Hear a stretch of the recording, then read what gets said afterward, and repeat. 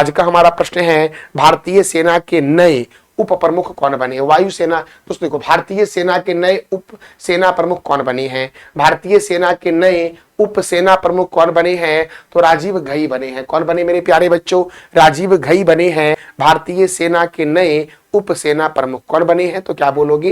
राजीव घई बने हैं। अब देखो मेरे प्यारे बच्चों, हम जानते हैं तीनों सेना के बारे में। तो देखो, सबसे पहले हम कवर करेंगे भारतीय वायुसेना के बारे में। भारतीय वायुसेना दिवस जो मनाया जाता है वो 8 अक्टूबर को मनाया जाता है, और भारतीय वायुसेना की स्थापना जो हुई थी वो 8 अक्टूबर 1932 को हुई थी। इसका मुख्यालय नई दिल्ली में है, और इसका आदर्श वाक्य है, नभ अस्पृश्य दीप्तम। प्रथम अध्यक्ष जो वायुसेना के थे वो कौन थे? तो बोलोगे एयर मार्शल सुब्रतो मुखर्जी वायुसेना के प्रथम अध्यक्ष थे। और वर्तमान में वायुसेना के अध्यक्ष कौन है? तो अमरप्रीत सिंह हैं। अच्छा, इंडियन आर्मी डे मनाया जाता है 15 जनवरी को, और इंडियन नेवी डे मनाया जाता है 4 दिसंबर को। मेरे प्यारे बच्चों देखो, ITBP अर्थात इंडो तिब्बतन बॉर्डर पुलिस की स्थापना 1962 में हुई थी। सेंट्रल इंडस्ट्रियल सिक्योरिटी फोर्स की स्थापना 1969 में हुई थी, और ये सभी का मुख्यालय मेरे प्यारे बच्चों कहाँ है? तो नई दिल्ली में है, याद रखना। देखो, चीफ ऑफ डिफेंस स्टाफ वर्तमान में अनिल चौहान है, और नौसेना के अध्यक्ष कौन है? तो दिनेश कुमार त्रिपाठी। और थल सेना के अध्यक्ष हैं उपेंद्र द्विवेदी। मेरे प्यारे बच्चों हमारा अगला प्रश्न है, नेभा प्लेटफॉर्म। नेभा मतलब दोस्तों क्या हो जाएगा? तो देखो दोस्तों, नेभा मतलब हो जाएगा नेशनल ई विधान एप्लीकेशन। नेशनल ई विधान एप्लीकेशन प्लेटफॉर्म को अपनाने वाला 19वां विधानमंडल कौन बना है? तो याद रखना, पौंडीचेरी बना है। पौंडीचेरी नेवा प्लेटफॉर्म को अपनाने वाला 19वां विधानमंडल बना है। नेवा का फुल फॉर्म हो जाएगा नेशनल ई विधान ऐप, और इसको अपनाने वाला 19वां विधानमंडल जो बना है वो पौंडीचेरी बना है। अब पौंडीचेरी के उपराज्यपाल कौन है? तो बोलोगे के कैलाश नाथन है पौंडीचेरी के उपराज्यपाल। और पौंडीचेरी के मुख्यमंत्री कौन है? एम रंगास्वामी। मेरे प्यारे बच्चों, एम रंगास्वामी पौंडीचेरी के मुख्यमंत्री है। और यहाँ के विधानसभा अध्यक्ष कौन है? तो आर सेल्वम है यहाँ के विधानसभा अध्यक्ष, याद रखना। तो पौंडीचेरी के विधानसभा अध्यक्ष कौन है? तो बोलोगे आर सेल्वम। मेरे प्यारे बच्चों, तो नेभा को अपनाने वाला 19वां विधानमंडल कौन बना है? तो क्या बोलोगे? पौंडीचेरी बना है। मेरे प्यारे बच्चों हम अगले प्रश्न की ओर बढ़ते हैं। हमारा अगला प्रश्न है, देखो, मालदीव के लिए वैश्विक पर्यटन राजदूत किसे नियुक्त किया गया है? मालदीव के लिए वैश्विक ब्रांड एम्बेसडर, पर्यटन का ब्रांड एम्बेसडर ये बोल सकते हो आप, किसे नियुक्त किया गया है? तो बोलोगे मेरे प्यारे बच्चों, कैटरीना कैफ को नियुक्त किया गया है। इसका आंसर हो जाएगा सी नंबर वाला, कि मालदीव के लिए वैश्विक पर्यटन राजदूत किसे नियुक्त किया गया? तो क्या बोलोगे? कैटरीना कैफ को नियुक्त किया गया है। अब बात करते हैं मालदीव के बारे में। तो मालदीव जो है उसकी राजधानी है माले। मालदीव की करेंसी अर्थात मुद्रा है मालदीपियन रुपया। और मालदीव के प्रेसिडेंट कौन है दोस्तों? तो बोलोगे मोहम्मद मुइज़्ज़ू हैं मालदीव के प्रेसिडेंट अर्थात राष्ट्रपति। मेरे प्यारे बच्चों, अच्छा मेरे प्यारे बच्चों, मालदीव जो है वो स्थित कहाँ है? इसका जवाब दे दो आप कमेंट बॉक्स में। दोस्तों तो हम अगले प्रश्न की ओर बढ़ते हैं। हमारा अगला प्रश्न मेरे प्यारे बच्चों है, LIC के CEO एवं MD पद के लिए किसके नाम की सिफारिश की गई है? देखो, सबसे पहले बात करते हैं LIC के बारे में, कि LIC का फुल फॉर्म होता है लाइफ इंश्योरेंस कॉर्पोरेशन, और इसका मुख्यालय नई दिल्ली में है। इसकी स्थापना 1 सितंबर 1956 को हुई थी। और मैंने कल या परसों आपको बताया था कि LIC के अंतरिम CEO और MD जो बने हैं वो सत्यपाल भानु बने हैं। और अब बात की जा रही है कि LIC के CEO एंड MD पद के लिए किसके नाम की सिफारिश की गई है? तो बोलोगे आर दुरास्वामी के नाम की सिफारिश की गई है। किसके नाम की सिफारिश की गई? तो क्या बोलोगे? आर दुरास्वामी के नाम की सिफारिश की गई है LIC के CEO और MD पद के लिए। मेरे प्यारे बच्चों, लेकिन LIC के अंतरिम CEO और MD कौन बने? तो याद रखना, सत्यपाल भानु बने हैं।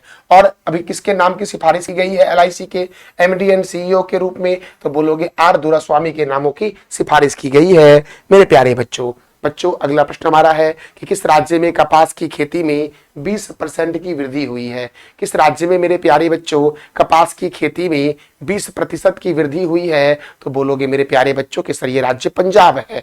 कौन सा राज्य दोस्तों? पंजाब है। अब पंजाब है तो पंजाब के बारे में हम जानेंगे मेरे प्यारे बच्चों डिटेल में। सबसे पहले राजस्थान से क्या प्रश्न बनते हैं वो देख लो आप। तो राजस्थान से याद रखना आप कि राजस्थान में मेरे प्यारे बच्चों सरिस्का राष्ट्रीय उद्यान है।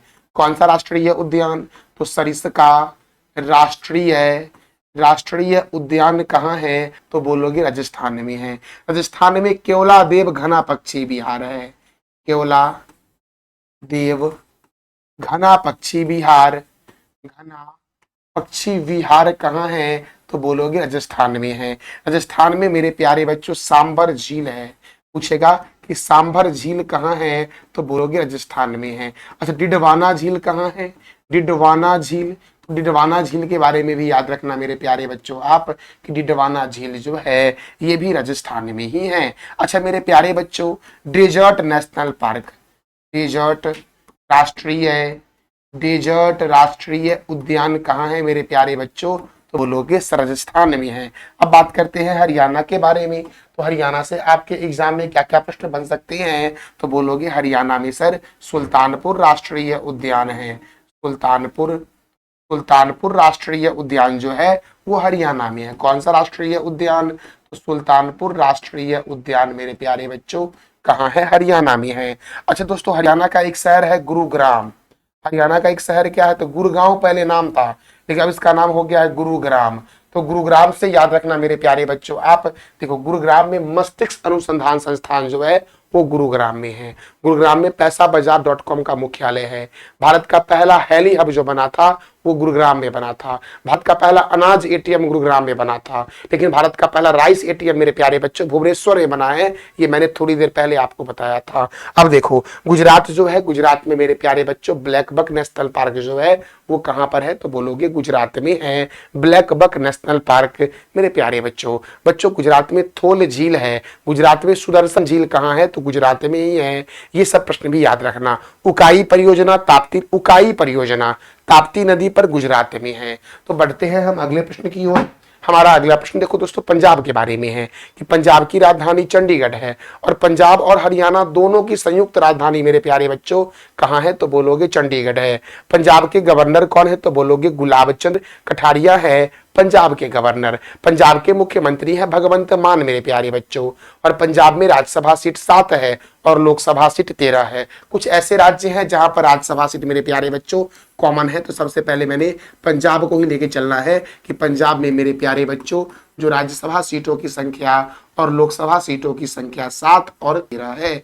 वहीं अगर मेरे प्यारे बच्चों हम असम राज्य के बारे में बात कर ले, असम पूर्वोत्तर भारत का राज्य है तो असम में भी राज्यसभा 7 है, लेकिन लोकसभा मेरे प्यारे बच्चों 14 है।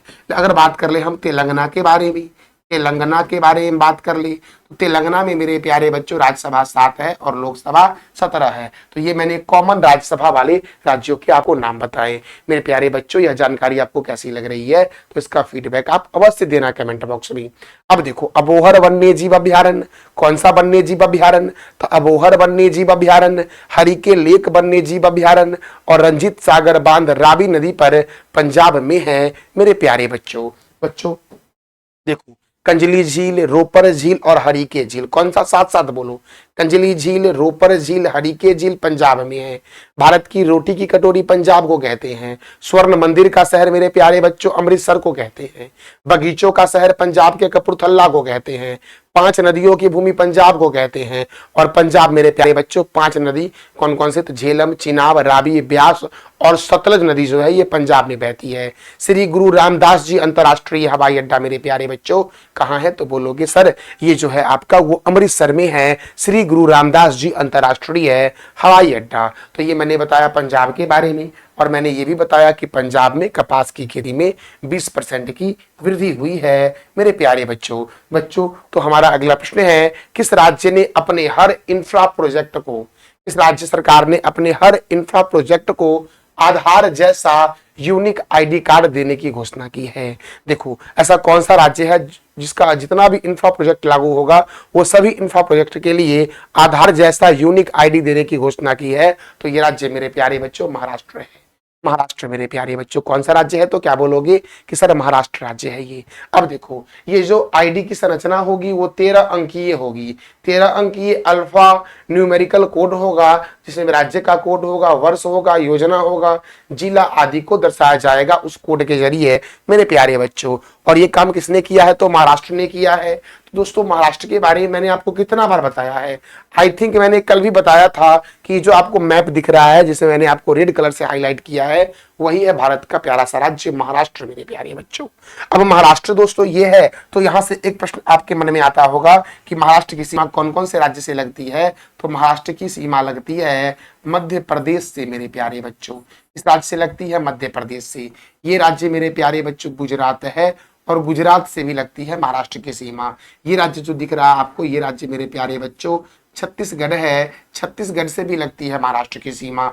ये राज्य मेरे प्यारे बच्चों तेलंगाना है, तेलंगाना से लगती है। ये राज्य आपका कर्नाटक है मेरे प्यारे बच्चों, कर्नाटक से लगती है। और ये छोटू सा राज्य मेरे प्यारे बच्चों गोवा है। कौन सा राज्य? गोवा है। तो महाराष्ट्र की सीमा गुजरात, मध्य प्रदेश, छत्तीसगढ़, तेलंगाना, कर्नाटक और गोवा से लगती है। अब हम बात करते हैं मेरे प्यारे बच्चों कि महाराष्ट्र जो है इसकी राजधानी क्या है। तो आपको पता ही होगा कि महाराष्ट्र की राजधानी मुंबई है। मुंबई को 7 टापुओं का नगर, भारत का प्रवेश द्वार और भारत का हॉलीवुड के नाम से जानते हैं।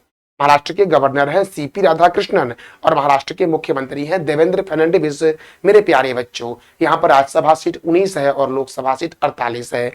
अब देखो महाराष्ट्र के कुछ नेशनल पार्क हैं जैसे कि Gugamal national park, Navegaon national park, Tadoba national park, Borivali national park, Sahyadri बाग रिजर्व, चंदोली राष्ट्रीय उद्यान, लोनार झील कहाँ है? महाराष्ट्र में। भाभा परमाणु अनुसंधान केंद्र मुंबई में है और छत्रपति शिवाजी अंतरराष्ट्रीय हवाई अड्डा मुंबई में है। भारतीय भू चुंबकीय अनुसंधान संस्थान मुंबई में है। Tata institute of fundamental research मेरे प्यारे बच्चों मुंबई में है, याद रखना। Tata institute of fundamental research का मुख्यालय कहाँ है? मुंबई में है। और छत्रपति शिवाजी अंतरराष्ट्रीय हवाई अड्डा कहाँ है? मुंबई में। दोस्तों देखो ये RBI reserve bank of India, NABARD, SBI, state bank of India, ये सभी का मुख्यालय जो है मेरे प्यारे बच्चों वो मुंबई में ही है। मेरे प्यारे बच्चों हम आगे बढ़ते हैं और अगले प्रश्न की ओर बढ़ते हैं। और हमारा अगला प्रश्न क्या है? देखो हमारा अगला प्रश्न है कि शहर को भारत का तेंदुआ राजधानी बनाया गया है। ऐसा कौन सा शहर दोस्तों है जिसे भारत का तेंदुआ राजधानी बोला गया है? तो भारत की जो तेंदुआ राजधानी बनी है वो बनी है बेंगलुरु। कौन बनी है भारत की तेंदुआ राजधानी? तो क्या बोलोगे मेरे प्यारे लाल एवं लालियो? मेरे लाल एवं लालियो आप बोल रहे बेंगलुरु बना है सर। अब बेंगलुरु बना है तो बेंगलुरु से याद रखना कि बेंगलुरु में इसरो का मुख्यालय है। और इसरो की स्थापना जो हुई थी ना मेरे प्यारे बच्चों वो 1969 में हुई थी, ये भी याद रखना मेरे प्यारे बच्चों। बेंगलुरु में मेरे प्यारे बच्चों एक हवाई अड्डा है जिसका नाम है केम्पेगौड़ा हवाई अड्डा। केम्पेगौड़ा अंतरराष्ट्रीय हवाई अड्डा, अंतरराष्ट्रीय हवाई अड्डा केम्पेगौड़ा अंतरराष्ट्रीय हवाई अड्डा बेंगलुरु में मेरे प्यारे बच्चों। लाल बाग पार्क है, लाल बाग पार्क जिसका निर्माण हैदर अली ने करवाया था। और हैदर अली कौन है? तो टीपू सुल्तान के पिता का नाम है हैदर अली मेरे प्यारे बच्चों। तो ये मैंने बताया। बेंगलुरु में मेरे प्यारे बच्चों बेंगलुरु में मेरे प्यारे बच्चों एक बनरघट्टा जैविक उद्यान है। बनरघट्टा जैविक उद्यान जो है ना मेरे प्यारे बच्चों ये भारत का प्रथम तितली उद्यान है, बनरघट्टा जैविक उद्यान, ये भी याद रखना। बेंगलुरु में मेरे प्यारे बच्चों रमन अनुसंधान संस्थान है। कौन सा? तो बोलोगे कि सर रमन अनुसंधान संस्थान कहाँ है? तो आप मेरे प्यारे लाल एवं लालियो बोलना क्या कि सर बेंगलुरु में है। अच्छा दोस्तों अहमदाबाद से कम एक प्रश्न मैं करवा देता हूं ताकि आपको भी हिम्मत मिलेगा सर आपने रिवीजन करवा दिया, जिससे हमको आसानी से याद भी हो गया। तो अहमदाबाद मेरे प्यारे बच्चों इसको हम बोलते हैं भारत का बोस्टन। भारत का बोस्टन मेरे प्यारे बच्चों। और भारत का मानचेस्टर भी कहते हैं, भारत का मानचेस्टर मेरे प्यारे बच्चों। भारत का मानचेस्टर किसे कहते हैं? तो अहमदाबाद को कहते हैं। और अहमदाबाद मेरे प्यारे बच्चों साबरमती नदी के किनारे है, साबरमती नदी के किनारे है। अच्छा मेरे प्यारे बच्चों गांधीनगर से भी याद रखना कि गांधीनगर में प्लाज्मा अनुसंधान संस्थान मेरे प्यारे बच्चों कहाँ है? तो बोलोगे कि सर गांधीनगर में है और गांधीनगर गुजरात की राजधानी है मेरे प्यारे लाल एवं लालियो। तो मेरे प्यारे बच्चों हम बढ़ते हैं अपने अगले प्रश्न की ओर और हमारा जो अगला प्रश्न है वो प्रश्न है, कौन सा राज्य बांके बिहारी मंदिर के आसपास बांके बिहारी कॉरिडोर को विकसित कर रहा है? ऐसा कौन सा राज्य है जो बांके बिहारी कॉरिडोर के पास, दोस्तों बांके बिहारी मंदिर के पास बांके बिहारी कॉरिडोर विकसित कर रहा है? तो बोलोगे कि राज्य जो है ये उत्तर भारत का राज्य है, उत्तर प्रदेश मेरे प्यारे बच्चों। हम बात कर रहे हैं उत्तर प्रदेश के बारे में, तो उत्तर प्रदेश से याद रखना मेरे प्यारे बच्चों कि यहाँ पर है दुधवा राष्ट्रीय उद्यान। दुधवा राष्ट्रीय उद्यान मेरे प्यारे बच्चों उत्तर प्रदेश में है। उत्तर प्रदेश में मेरे प्यारे बच्चों पीलीभीत राष्ट्रीय उद्यान है। पीलीभीत राष्ट्रीय उद्यान मेरे प्यारे बच्चों कहाँ है? तो उत्तर प्रदेश में है। उत्तर प्रदेश का एक शहर है मेरे प्यारे बच्चों कन्नौज, और कन्नौज को हम बोलते हैं खुशबुओं का शहर। खुशबुओं का शहर जो बोलते हैं वो किसे बोलते हैं? तो कन्नौज को बोलते हैं। उत्तर प्रदेश मेरे प्यारे बच्चों यहाँ का एक शहर है लखनऊ। लखनऊ उत्तर प्रदेश की राजधानी भी है मेरे प्यारे बच्चों।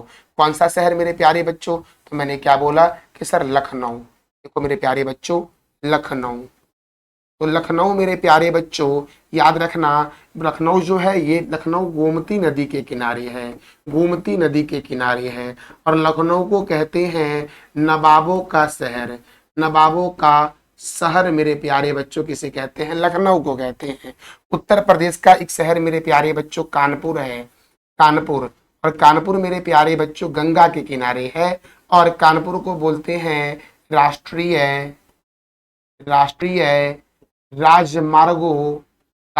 राजमार्गों का चौराहा मेरे प्यारे लाल एवं लालियों। चौराहा, राष्ट्रीय राजमार्गों का चौराहा जो कहते हैं वो किसे कहते हैं? तो कानपुर को कहते हैं। तो इतनी सारी मैंने जानकारी बताई जिससे आपकी प्रतियोगिता परीक्षा की तैयारी सटीक रूप से हो सके मेरे प्यारे लाल एवं लालियों। तो मेरे प्यारे बच्चों हम बढ़ते हैं अपने अगले प्रश्न की ओर। हमारा अगला प्रश्न है, देखो NS संजय गौड़ा किस उच्च न्यायालय के मुख्य न्यायाधीश बने हैं? NS संजय गौड़ा गुजरात उच्च न्यायालय के मुख्य न्यायाधीश बने हैं, और गुजरात उच्च न्यायालय भारत का पहला उच्च न्यायालय है जिसने न्याय की घड़ी भी स्थापित की थी। तो बात हो रही है गुजरात के बारे में मेरे प्यारे बच्चों। तो देखो गुजरात की राजधानी है गांधीनगर, गुजरात के गवर्नर है आचार्य देवव्रत, और गुजरात के मुख्यमंत्री है भूपेंद्र भाई पटेल। गुजरात में राज्यसभा सीट 11 है जबकि लोकसभा सीट 26 है मेरे प्यारे बच्चों। काकरा पारा परियोजना ताप्ती नदी पर गुजरात में है। उकाई परियोजना मेरे प्यारे बच्चों कौन से नदी पर है? तो बोलोगे ताप्ती नदी पर है। और पनामा परियोजना पनामा नदी पर गुजरात में है। गिर राष्ट्रीय उद्यान कहाँ है? तो बोलोगे गुजरात में गिर राष्ट्रीय उद्यान है मेरे प्यारे लाल एवं लालियों। अब देखो मेरे प्यारे लाल एवं लालियों, नल सरोवर अभ्यारण्य, पोरबंदर लेक वन्य जीव अभ्यारण्य, रतन महल वन्य जीव अभ्यारण्य, वंशदा राष्ट्रीय उद्यान और थोल झील वन्य जीव अभ्यारण्य गुजरात में है। वाधवाना आर्द्रभूमि कहाँ है? तो बोलोगे गुजरात में है वाधवाना आर्द्रभूमि। जंगली गधा अभ्यारण्य, मरीन राष्ट्रीय उद्यान, ब्लैकबक राष्ट्रीय उद्यान, खिजारिया पक्षी अभ्यारण्य और विश्वामित्री नदी परियोजना जो है ये गुजरात में है। भारत का बोस्टन कहते हैं अहमदाबाद को मेरे प्यारे बच्चों। अच्छा, भारत का मैनचेस्टर भी कहते हैं अहमदाबाद को। अच्छा, उत्तर भारत का मैनचेस्टर किसे कहते हैं? तो ये आप बता दो कमेंट बॉक्स में। वैसे दक्षिण भारत का मैनचेस्टर मेरे प्यारे बच्चों किसे कहते हैं? दक्षिण भारत का मैनचेस्टर कहते हैं कोयम्बटूर को मेरे प्यारे बच्चों। बच्चों देखो, तो भारत का मैनचेस्टर अहमदाबाद को कहते हैं। राष्ट्रीय डेयरी विकास बोर्ड का हेडक्वार्टर गुजरात के आनंद में है, और इसकी स्थापना 1965 में हुई थी। सॉल्ट सिटी के नाम से सूरत को जानते हैं। डायमंड सिटी के नाम से दोस्तों जानते हैं, सॉल्ट सिटी के नाम से गुजरात को जानते हैं, नमक का शहर गुजरात को कहते हैं। और डायमंड सिटी के नाम से जानते हैं मेरे प्यारे बच्चों किसे? तो सूरत को जानते हैं। विश्व का सबसे बड़ा क्रिकेट स्टेडियम जो है वो नरेंद्र मोदी स्टेडियम है जो गुजरात के अहमदाबाद में स्थित है। विश्व का सबसे बड़ा cricket stadium Narendra Modi stadium. मेरे प्यारे बच्चों देखो, ग्लोबल जेंडर गैप 2025 में कौन सा देश प्रथम स्थान पर है?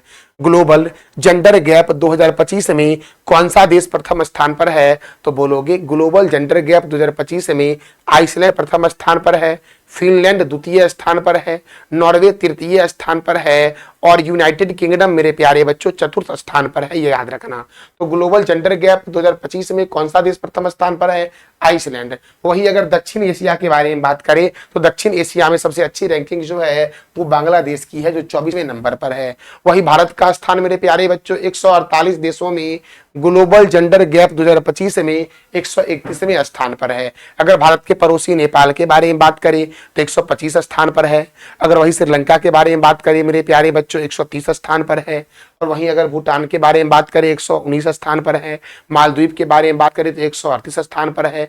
और पाकिस्तान के बारे में बात करें मेरे प्यारे बच्चों तो ग्लोबल जेंडर गैप 2025 में पाकिस्तान 148वें स्थान पर है। वहीं अपना प्यारा देश भारत मेरे प्यारे बच्चों 148 देशों के रैंकिंग में 131वें स्थान पर है ग्लोबल जेंडर गैप में मेरे प्यारे बच्चों देखो। तो हम बढ़ते हैं अपने अगले प्रश्न की ओर। देखो तो ये था हमारा आज का महत्वपूर्ण current affairs with static GK. कल मैंने आपसे 3 प्रश्न किया था कि विश्व एथलीट दिवस कब मनाया जाता है? 7 मई को। राजाजी राष्ट्रीय उद्यान कहाँ है? उत्तराखंड में। और तीरंदाजी विश्व कप 2025 कहाँ शुरू हुआ? तो संघाई में शुरू हुआ। आज का आपका 3 प्रश्न है, भारत का पहला क्वांटम कंप्यूटिंग गांव कौन बना है?